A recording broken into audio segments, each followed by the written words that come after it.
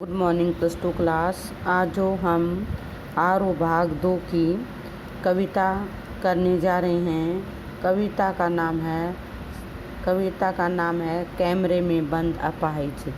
कैमरे में बंद अपाहिज जो कविता है वो रघुवीर सहाय के द्वारा रची गई है। कैमरे में बंद अपाहिज कविता रघुवीर सहाय के काव्य संग्रह आत्महत्या के विरुद्ध से संकलित की गई है। किससे? रघुवीर सहाय के काव्य संग्रह आत्महत्या के विरुद्ध से संकलित की गई है। कविता में कवि ने शारीरिक चुनौती को झेलते हुए व्यक्ति से टेलीविज़न कैमरे के सामने किस तरह सवाल पूछे जाएंगे और कार्यक्रम को सफल बनाने के लिए कैसी भंगिमा की अपेक्षा की जाएगी, इसका लगभग सपाट तरीके से बयान करते हुए एक तरह से पीड़ा के साथ दर्शय संचार माध्यम के संबंध में रेखांकित किया गया है। साथ ही कवि ने बयान करते हुए कहा कि एक तरह से पीड़ा के साथ दृश्य संचार माध्यम के संबंध रेखांकित किया गया है। साथ ही कवि व्यंजना के माध्यम से ऐसे व्यक्ति की ओर इशारा किया जो अपने दुख दर्द यातना वेदना को बेचना चाहता है। इस कविता में कवि ने शारीरिक चुनौती झेलते हुए लोगों के प्रति संवेदना व्यक्त की है। कवि ने इस कविता में बताया है कि अपने कार्यक्रम को सफल बनाने तथा किसी को पीड़ा की बहुत बड़े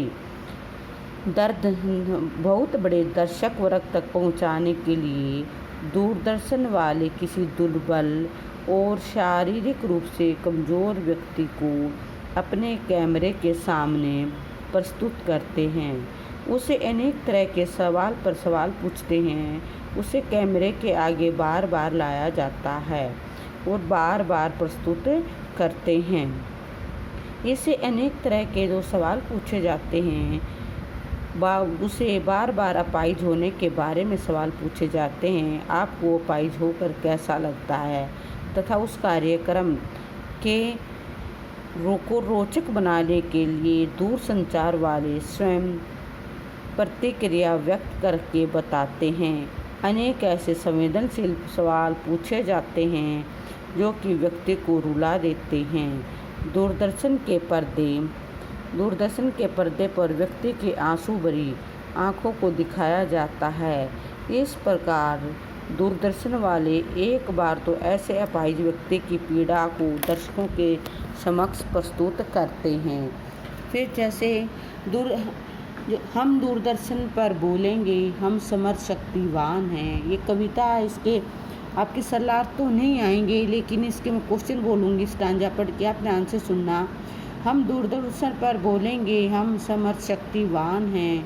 हम एक दुर्बल को लाएंगे बंद कैमरे में, उससे पूछेंगे तो आप क्या अपाहिज हैं? तो आप क्यों अपाहिज हैं? आपका अपाहिजपन तो दुख देता होगा। कैसा दिखाओ इसे बड़ा, कैमरा दिखाओ इससे बड़ा। हाँ तो बताइए आपका दुख क्या है, जल्दी बताइए, यह दुख बताइए।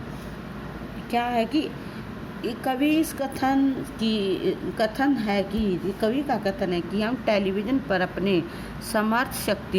हम अपने को समर्थ और शक्तिवान बताएंगे।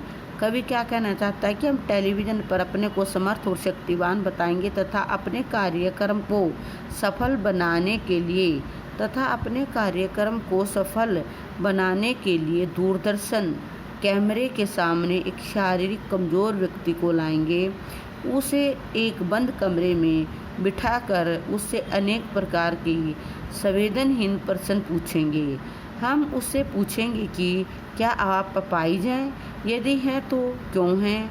आपकी शारीरिक कमज़ोरी आपको कष्ट देती होगी तो आपको यह कमज़ोरी दुख देती है।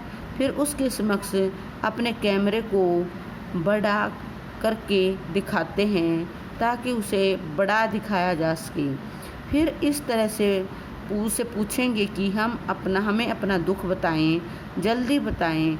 कवि कहता है कि इस प्रकार टेलीविज़न कैमरे के सामने शारीरिक दुर्बलता से युक्त व्यक्ति अपने अनेक प्रश्न पूछे जाएंगे, लेकिन वह अपने दुखों को नहीं बता पाएगा, वह अपनी संवेदना को इनके समक्ष नहीं रख पाएगा।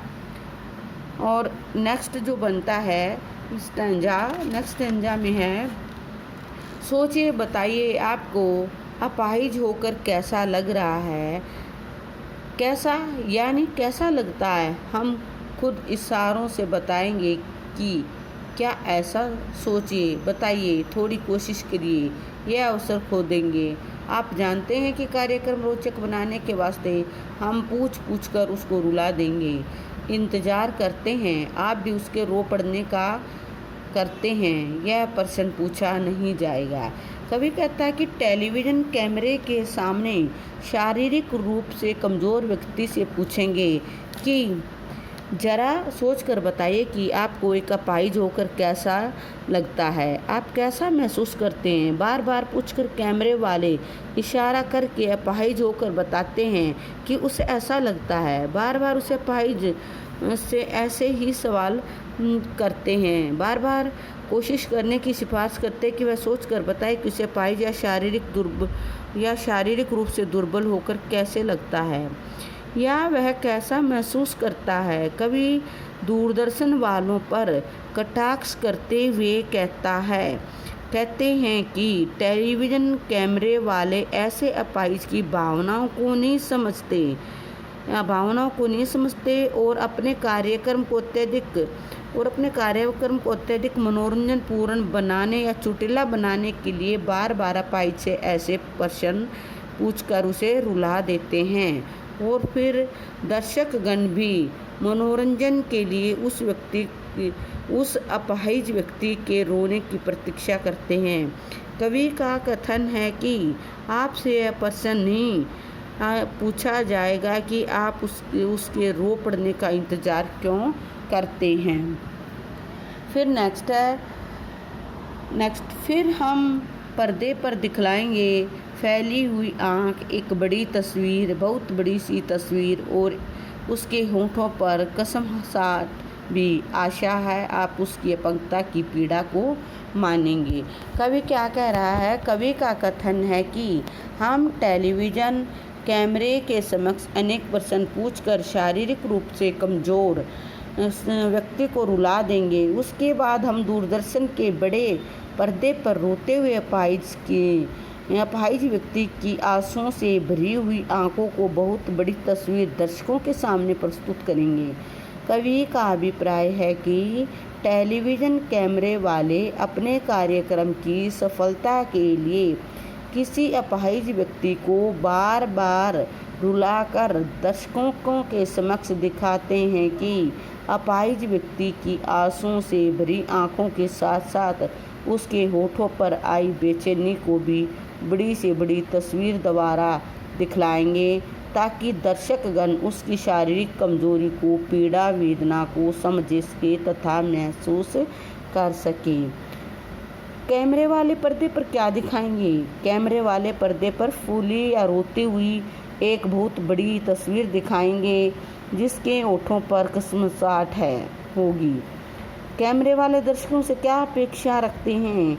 कैमरे वाले दर्शकों से अपेक्षा रखते हैं कि ये तस्वीर को अपाहिज की पीड़ा मानेंगे।